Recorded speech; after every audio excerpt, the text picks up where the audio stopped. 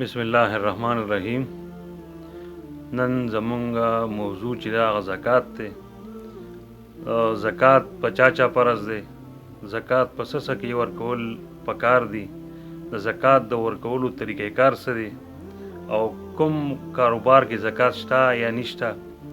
او کورونو سیزونو باندې زکات شته یا نشته؟ مطلب د زکات باره کې مکمل تفصیل تاسو سره په دې ویډیو کې شریکو. تاسو پروګرام تر اخره پروګرام ډیر ضروری معلومات او ضروری پروګرام دی. د هر یو مسلمان لپاره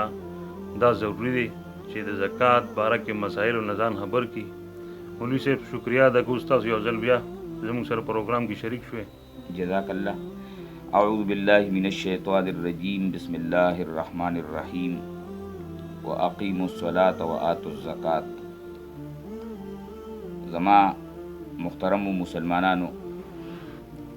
ایمان والو نارینو او زنانو، ټولو نه مخکې د الله د کتاب د وینا مطابق زه په تاسو سلام اچوم. السلام علیکم ورحمت الله وبرکاته. د هغې نه پس نن چې مونږ ستاسو مخکې ته کومه مسله واضحه کول غواړو، نو د دې وخت علماء کرامو په ذموارو کې یو ذمواري دا ده چې دوی به وخت ګوري چې په دې وخت کې حکم د دې وخت سره شریعت کې، او دا د کمال علم علامت وي د عالم چې دی د موقع او د محل حکم پیژني، مسله پیژني او بیا خلکو ته بیانوي. چونکې زموږ په دې ملک کې عام طور سره رمضان المبارک د میاشت کې خلک زکاتونه ورکوي، نو د علماو ذمواري ده چې په دې میاشت کې احکام د زکات هغه د خلکو مخکې واضح کړي. لہذا زه نن ستاسو مخکې د لفظ زکات او دا کلمه د زکات چې ده د دې لغوي او اصطلاحي معنی تاسو ته کومه. دا زکات کله فرض شو؟ نصاب د زکات چې په کم کم سیس کې زکات فرض دی او د هغې مقدار هغه څومره پکار دی. بیا دا زکات په چا باندې کیږي، مونږ به چا له ورکوو. د دې وضاحت په کوم ځکه چې مونږ زکات ادا کوو، نو که چېرې مونږ دې کې خطا شو او مستحق ته یې ور نه کړو، نو پیسې به لړې شي او ادا به نه شي. الله تعالی بیا د دې تپوس زموږ نه کوي. دارنګه چې کله زکات مونږ ادا کوو، نو مونږ ته په دې څه پیدې میلاویږي. الله څه وعدې کړي دي، د الله نبي مونږ ته څه ویلي دي. دویم دا چې کله مونږ زکات نه ورکوو، نو نقصان به څه کېږي، ګناه څه ده؟ ګناه څه ده؟ او بیا ګناه داسې ده چې لکه زکات په زه نه ورکوم او اثر به په نوره معاشره باندې کېږي. د دې وضاحت په انشاءالله کېږي. د زکات د ادا کولو نیت د هغې وضاحت په کېږي انشاءالله العزیز. او به وقت ادایګي د شیطان د وسوسو چې شیطان څه وایي انسان ته، دا به انشاءالله پکې واضحه شي. او اخري خبره به دا کېږي چې یو سړي زکات څه کال ختم کړو، مثلا په اکم رمضان باندې د زکات د سره چې کوم هغه د خلکو له ورکړو، په دو رمضان باندې یو مستحق زکات بیا راغی، اوس د خو زکات ختم کړی دی، د دې به څه کوي؟ د هغې طریقه به انشاءالله همغه خلکو ته ښیي. اولنۍ خبره د زکات او لغوي معنی ده. لغوي معنی د زکات چې دی طهارت او پاکوالي ته ویل کېږي، دا لغوي معنی ده. او په قرآن کریم کې دا ټکې دا کلمه د زکات چې ده، نو دا په ډېرو معنو سره راغلی ده. لکه یو معنی د زکات تزکیة النفس دی، نفس پاکول د ګناهونو نه. کله چې ابراهیم خلیل الله د رسول الله سلم د راتلو دعا غوښته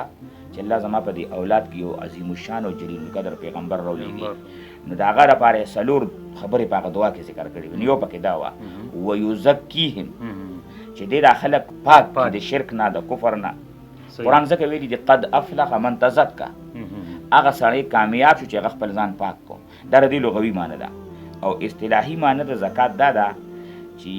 د مال یو معین مقدار چې شریعت د هغې تقرر کړی دی، شریعت هغه مقرر کړی دی چې کله بنده د هغې مالک شي او په هغې باندې بیا کم شرعي مدت چې کم شریعت مقرر کړی دی کال، هغه پې تیر شي، نو په 40 کې 1 روپۍ، په 40 کې 1 روپۍ، په 80 کې 2 روپۍ، په 100 کې 2.5 روپۍ. په دې ترتیب باندې به دی بیا زکات کې. اسانه طریقه د دې دا ده چې تاسو سره څومره پیسې دي، تا باندې کم قرض دی هغه به ترې منفي کړي. په تا ستا په چا باندې قرض دی هغه به ورسره جمع کړي. ټیک شوله؟ مطلب دا چې هغه خو ستا په مالیت کې راځي. مالیت کې راځي. د دې نه علاوه اگر چې زه وروسته وضاحت کوم خو دې وخت کې بس دا پکار دی چې بس وشي بیا به وروسته نه کوو دا مالیت او مال د ما کم کیږي شي ما پراپرټي یو پلاټ مې اغستی دی موټر مې اغستی دی خو د خپل استعمال په نیت نه کچېرې ما له پیسې ګټي خرڅوم بیا د تجارت په نیت باندې ټیک شوله یو کوارټر مې دی دا مې د تجارت په نیت باندې اغستی دی دا ټوله زما اساسه ده زکات په دې کې شته دا ټول به د دې قیمت په ننني ریټ باندې معلوموم د پلاټ د موټر د تجارت په نیت چې ما کوم اغستی بله یو غلطي نن سبا مونږ کوو مونږ چې خپله اساسه را جمع کوو نو دا قسطونه خلک اچوي نو دې ته چا خیال نه چې تا اته قسطه ورکړي دي 5,000 روپۍ میاشت مطلب ستاسو خبره د کاټ کومه مطلب دا چې یو سړي یو داسې څیز اغستی چې پای کې هغه 5 قسطونه ادا کړي دي نو دغه خو د په ملکیت کې شامل دا د ملکیت کې شامل شوی دی نو دې چې کله خپلې پیسې شماري دغه 15 قسطه چې ده ورکړي دا به هم د دې شماري صحیح البته د قسط مخکې اغستی دی او قسطونه لا پاتې دي دا په ده باندې اوس قرض دی نو دا به ته هم منفي کوي صحیح د شریعت ډېره ښکلې لاره دا نه چې ګنې تا ته وایي چې تا که مې ورکړي دي که نه هغه به شمارې چې که به تا په کمې قرض دي نه هغه که تا باندې تا اډوانس 1 نمبر قسط اغستی دی او تا باندې زکات اوس راغی نو تا ته خو چونکې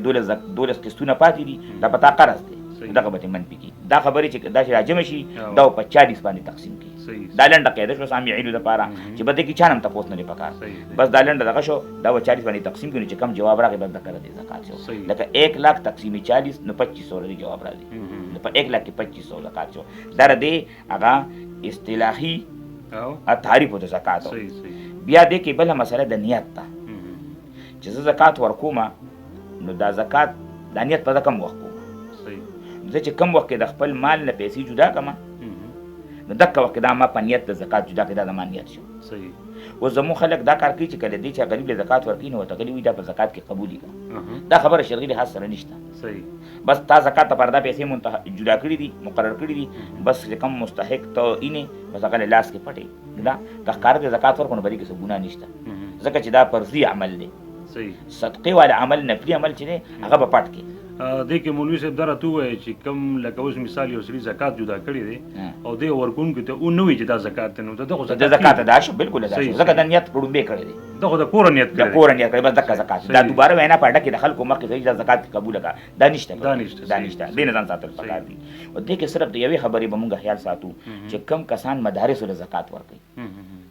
نو چې مدارس له کم زکات ورکوي نو د مدارس والو ته به د دې خبرې وضاحت کوي محتمم ته وایي چې دا پیسې د زکات دي ځکه د زکات د پیسو استعمال په مدارسو کې چې دی هغه طریقه بدله ده په هغې بیا محتممین پوهېږي د دې وجې نه موږ دا وایو چې دا جومات کې یو سړی نن سبا د جوماتونو کې اعلانونه کېږي وایي مدرسې والا راغلی دی او تاسو خپل اوس مخې بار ساتره چنده واچوئ نو اوس دې کې مونږ غلطي دا کېږي دغه محتمم دغه چې کوم د مدرسې کوم نایب دی کوم ذمهوار کس دی دا غلطي کوي دی دی وایي چې بھائی خیرات صدقات پکې واچوئ زکات او صدقې پکې واچوئ نو اوس تا پکې زکات واچو ما پکې نفلي پیسې واچولې اوس دته خدا پته نه لګي چې په رسالت کې څومره کسانو زکات واچو او څومره کسانو پکې نفلي صدقې واچولې دا پیسې ګډې وډې شوې دا خبر لګه خطرناکه ده ذمہواری په دې کې چې کوم دی لکه به دغه کس راځي چې تا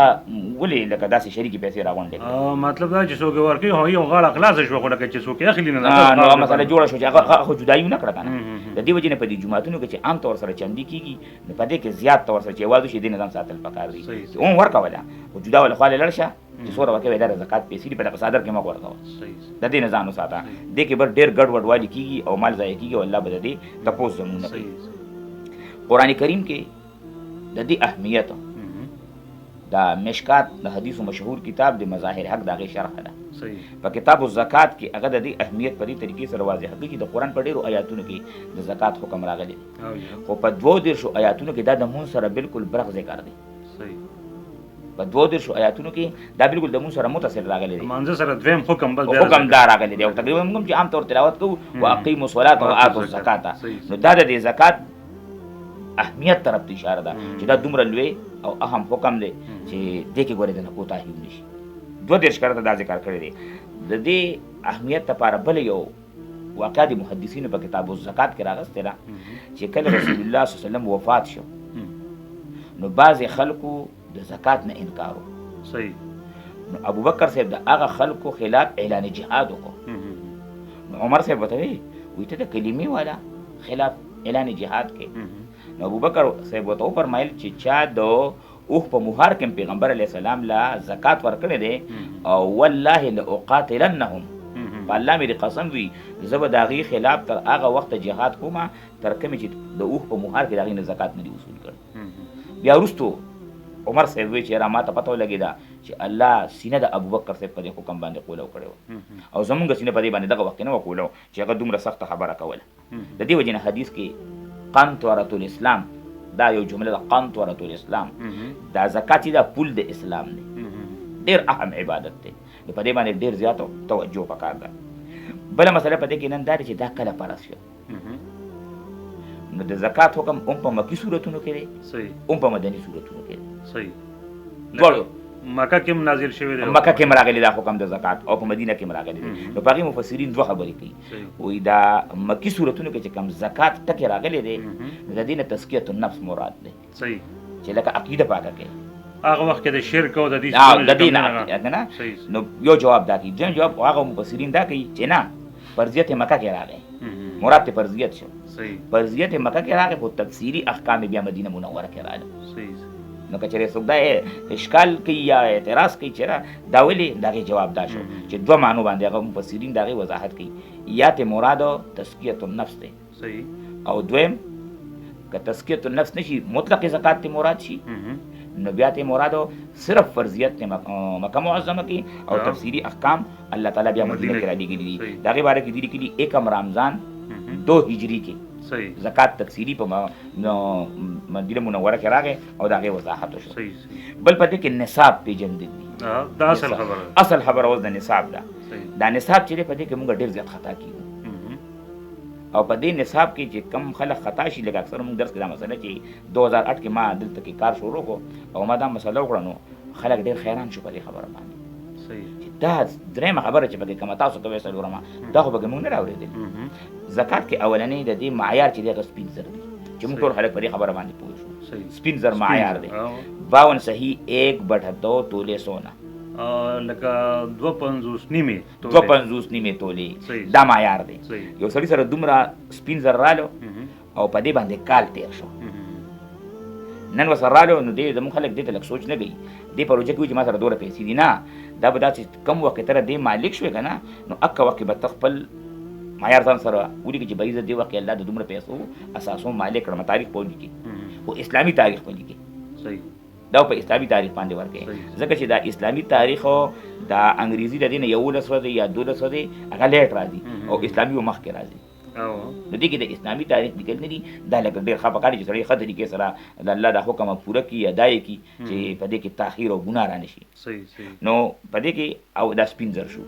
یو سړي سره 2.5 تولې سپین زر نشته خو نن سبا لکه ما د زرګر نه چې نن تاسو کو بل ورځ نو هغې ته ما چې لکه دې وخت کې 2.5 تولې سپین زر چې دي د دې څه قیمت دی نو هغې وایي چې 42,000 روپۍ تقریبا جوړېږي. چې یو سړي سره اوس 42,000 روپۍ نقد رالې که نه نو دې به زکات نه لي بلکې دې به زکات ورکړي. صحیح. مطلب دا چې د یو سړي په کور کې دومره مالیت شته چې کال پې تیر شوی دی او هغه د 2.50 تولو سپینو زرو مالیت مقدار لري نو که در سره سپین زر نشته خو که سره زر ورسره شته نو هغه جدا ویم، هغه درېیم دا درېیم خبره کوو د دې پیسې اوس درېیم د سرو زرو ځان له خبره ده. نو د دې که در سره دومره پیسې موجود شوې نو دا د مالک د صاحب د نصاب شو، کال پس په دې که در سره دا معیار برقرار و دې به دې کې زکات ورکړي، دې به اخلي نه دې به ورکړي. صحیح. او دې کې اکثر زمونږ دا کونډې زنانې په کورونو کې دي نو خلک وایي چې دې باندې زکات کېږي او خلک یې سره کالي یې سره نورې خبرې د هغې څه وضاحت نه کوي نو کونډو له زکات ورکوي او حالانکې په هغې نه کېږي. درېیم د سرو زرو پوزیشن دی. نو سرو زرو دپاره ځان له مقدار 7 صحیح 1/2 19 تولې سره ده، 7 صحیح 1/2 19 تولې سره ده. دا چې کله د یو سړي سره موجود شي په دې باندې کال تېر شي خو دې کې لږ ونته کې کم زمونږ چې زرګران وروڼه دي دې کې لږ کوتاهي کېږي چې دا سره کم 19 تولې کالې ما سره دی نو په حقیقت کې دا 19 تولې نه دي، دې کې څه مکس شوی دی، څه ګډون پکې شوی دی، په دې ټانکې لګېدلي دي نو هغه ټانکې هم دی صاحب د نصاب ته شمارېدي شي تول شوي حساب شوي دي. نو که چېرې دې کې زرګر سړی هغه له دا پکار دي چې هغه د چا باندې کالي خرڅوي که نه په دغه رسید باندې باقاعده ولیکي ورته چې بهي لکه تا چې کوم 19 تولې سره جوړ کړو خو د دې حقیقت کې 19 تولې وزن نه دی دغه غمی لګېدلې دي سری دا غنا دغه اصله ټانکی نه ټانکی دغه بعد د مونږ رونه دی الله دې په رحم وکي هغه ډېرې ټانکی ولګي چې ډېرې ټانکی ولګي نو سره وزن درون شي دا ته خو پیدا لړه و دغه سړي باندې کال پر زکات پر 1000 پیسې نشته او پاګه زکات نه په ونی می تولې دی نه و زکات سره هغه فکر خو د ونی می تولو دی نو هغه و چې زه زکات څه چل کوم زکات پیسې وسره شته نه دا دې مواري بیا پدې دکاندار باندې دا د دې وجه نه دکاندار له پکار دی چې دې چا د سرو کاری جوړی کنه نو بس ښکارا خبر دی وته کی چې بای چونګې دې کې دا رنگ دې کې دا ټانکی لګې دي یا دې کې دنه دا تاسو به دا رنگ نه رنگو ته چې ترا رنگ مات کا او دا څه اوټا کوا دې نه به تور وانت کی ایرو وانت به نه کتر وو صحیح دا پدې کی دا خو ماته وزن شو او دا چې پکې مکنده ته لګيږي خو zarar راځي او زکات خو په خالص سونه باندې خالص سونه باندې دی اصل مسله دا کړه نو سرو والا به لګه دی د سرو د دکاندار سره دغه د کاروباري سره د خبرې له وضاحت کوي دغه کې مولوی صاحب یو تاسو کوم هغه دار چې څنګه چې تاسو وایي چې لکه 42000 یا 42500 روپۍ شوي او دغه بل طرف ته سره زر دی نن سبا د سرو زرو قیمت ډیر دی او بل طرف ته د سپینو زرو قیمت لږ دی نو د دې بسې حساب د دې وضاحت اوس کومه اوس دریم نمبر سره زر شو سره زر او شو اوس یو سړی دی او هغه سره ونی می تولې سره زر نشته دوه تولې دی وسره دوه تولې درې تولې دی وسره 1500 روپۍ وسره نقد دي صحیح 1500 روپۍ وسره نقد دي او وسره اخوا د سپینو یو غته ده نو دا څلورم ترتیب شو د زکات تور کول توله وسره سپین زر دي 1500 روپۍ دي دوه تولې یا درې تولې وسره سره زر دي اوس دې ترتیب بدل شو اوس په داسې کارو کې چې لکه مثلا نن تاریخ باندې ما سره اوم سره زر موجود دي دوه تولې درې تولې 1500 روپۍ را سره موجود دي 100 روپۍ را سره موجود دي او سپین زر موجود دي نو زه بدان سره د دې حساب کتاب د زرګر نو کوم چې د دې درې واړو د دې سرو او د دې سپینو قیمت معلوم کوم چې دا ما سره تولې دي دا تولې سره د سوري دا سپین زر د سوري دا قیمت او د غنغ د پیسې به جمع درې واړه به جمع کما نو ګورم چې 52 تولو سپین زر ته دا قیمت رسي کنه رسي نو ورسي نو په دې سړي باندې زکات فرض شو نو دې به ځان سره ولي کی نو را روان کال لکه چې دا مقدار د سره برابرو نو دې به دې کې زکات ورکړي دا مفتی محمد تقی عثماني حفظه الله فتاوا عثماني د زکات په بیان کې تقریبا اسمره فتاوی چې شاته زموږ په الماری کې موجود دي په دې ټولو کې دا فتاوا دا فتوا لیکلې ده چې بای دا بیا به دا درې واړه مقدارونه را جمع کیږي نو کله دې مجموعي مالیت د 52 تولو سپین زرو د قیمت برابرو دی به کوم زکات ورکړي دې کې وس حکومت ډیره تیار ده صحیح کثرت خلک د دې مسلې نه خبر چې نه خبر نو موږ خپل ګون د الله درته لپاره خبرو چې دا په خپل باندې او نور مسلمانانو ته دا ورسي او نور مسلمانان ته خبر باندې پوهیږي او تاسو هم د دې ان شاء الله کوشش کوئ چې هر سړی خپل مالیت ګوري او د خپل مالیت هغه ځان سره بار وضاحت وکړي چې اسنه چې په باندې زکات پاتې شي ځکه وروسته بیا وضاحت کوم چې د دې سوره نقصان دي چې دا پاتې شي دا رسول درشو په دې کې بیا فصل د ځمکې دی فصل د ځمکې نو هغه لپاره شرعي اصطلاح عشر او نصف عشر دی موږ ته په خپل ساده اصطلاح کې پښتو اصطلاح کې لسم او شلم وایو لسمه او شلم وایو نو بس په دې کې چې کوم دی هغه زموږ زمیدارونه په باندې ماشاءالله هغه چې لس ټیم رشل غنم راځي نو لسم ټیم هغه زکات کړو خدا د وچه حکم دی صحیح چې کم باندې خرچه نه کیږي د اراټو چې په کوم باندې بجلی او نيري په پای خرچه کیږي نو هي کې نیم ټیم دی صحیح نصف عشر شلم ده بس دغه ده د دې خبرې پکار دي د دې نه علاوه د سارو دغه تفصیل زیات دی دا خو بیا موږ خلکو ته وایو چې کم سړي سره ساروي لکه غواګانې بيزي ګړې دغه مقدار لکه چا سره څومره بیا موږ ته وایي دغه به موږ په ټلیفون ته نمبر دې تاسو راکې کنه شیر کې او هغه تفصیل دی کې بیا د عمرونو مسله ده چې لکه مثلا لسوي غواګانې نو په دې کې څومره عمر والا فرض دی هغه بیا د عمر خبره ده هغه کې چې کم دي د 2 کالو د 3 کالو د 6 کالو داسې ځان وګړو پکې مقرر شوی دي استاد د خبرې مقصد دا دی چې کم خلک غي سره چې کمونه ساروي دی بکور ګو خان دی ګړي دی بيزي دی یو څه بل څه بالکل ناګي دي تاسو رابطو هغه د رابطو کې مال درا شي د تعداد وروړي چې ما سره دوره بيزي دي کنده کو کنه سل بيزي دي سل سره ګړي دي داغه بیا دي هغه په ترتیب دلته پویوم مطلب دا چې دا زکات شته زکات پکې شته زکات نه نه خدای خپل مقدار دی لکه څنګه چې 52 تولې سپین زر دي دغه چې د ګډو میو مقدار دی د بيزو میو مقدار دی او د غواګانو میو مقدار دی نو که چا سره نه ځان پویول پکار دي ځکه چې کچره دا بوج په پاتې شون دا نقصان دي او د کې اخیری سامان تجارت دی لکه مخکې ما ابتدا کې لګې وضاحت کو دکاندار دی دلته کې دا ټالونو والی دي دا ټالونه والا به په یو ورځ ټال مکمل بند کړي او څومره ګیډي چې پراته دي دا به تلي صحیح پتوک نه پتوک نه چې کم شي دې پتوک خرڅوي لکه مثلا دا ګیډي د شپېته روپو دی جدا مسله ده او چې کم دې په تول خرڅوي نو هغه به تلي او د هغې قیمت په ځان سره ادا کوي او بیا پای کې چې کم دې زکات ورکوي دکاندار به یو ورځ په کال کې دکان بندوي دې به دکان بند کې مستقل او دې دکان کې به دې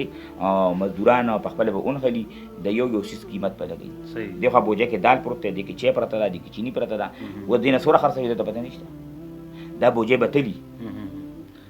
چې کوم د تللو سیزونه نه به تلي اب تلي کم باندې چې قیمت درجه دغه به نوٹ کوي نوٹ کوي او چې دا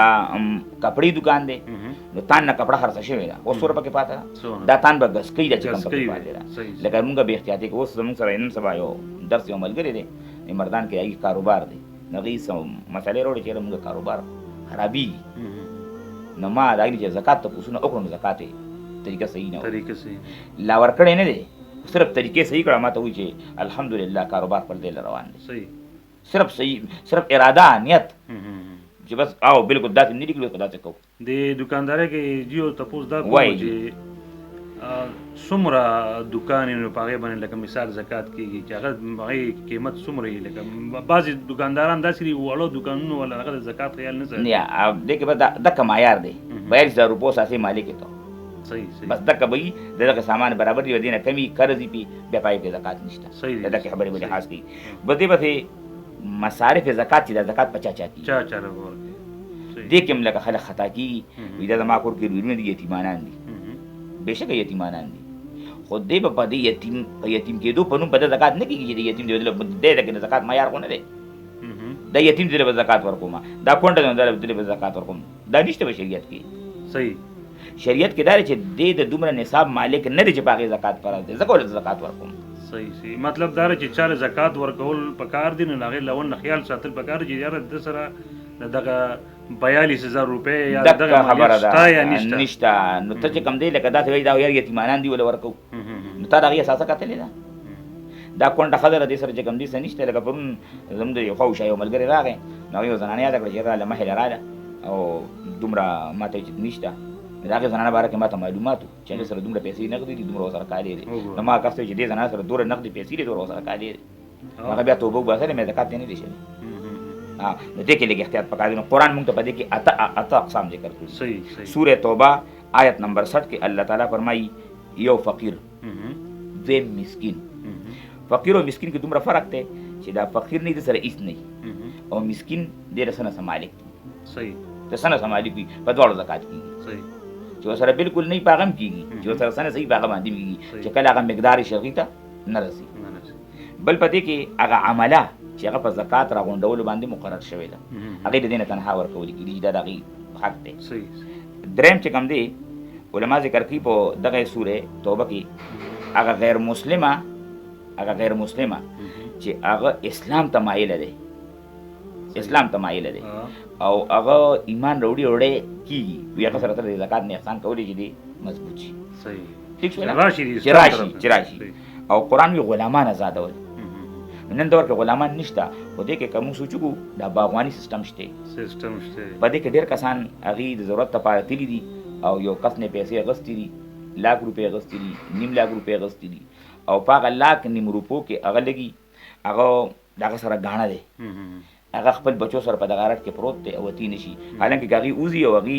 مزدوري کوي دغه 1,00,000 روپۍ به هغې په میاشت کې پیدا دي نو موږ له پکار دی چې کم زکات ورکوونکي خلک دی زکات ورسره ډېر دی چې داسې کسان وګوري چې په 1,000 روپو کې چا سره نښتي لکه مطلب دا چې د خان سره یا داسې او پټي والا سره نښتي هغه د پیسو د وجې نښتې دی نو هغه پیسې ازادول پکار دی